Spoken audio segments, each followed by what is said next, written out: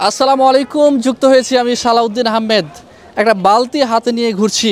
ভাবছেন এই বালতি আমার হাতে কেন? হ্যাঁ, এই বালতিটা একজনকে দেব, তবে একটা প্রশ্ন উত্তরের মাধ্যমে। প্রশ্নটা আপনাদের বলে যাই, কোন নবীকে মহান আল্লাহ তাআলা কি বাতাস নিয়ন্ত্রণের ক্ষমতা দিয়েছিলেন? কমেন্টস করে জানান, আমরা দেখি এই উত্তর দিতে পারেন কিনা কেউ। যদি কেউ দিতে পারেন তাহলে আমরা তাকে এইটা দিয়ে দেবো। আসসালামু আলাইকুম। কি নাম আপনার? মোহাম্মদ নূর হোসেন। আপনার কাছে একটি প্রশ্ন, কোন নবীকে মহান আল্লাহ তাআলা বাতাস নিয়ন্ত্রণের ক্ষমতা দিয়েছিলেন? মোহাম্মদ সুলাইমান নবীকে। সুলাইমান নবীকে? কি বলেন, বালতি তো প্রথমেই চলে গেল।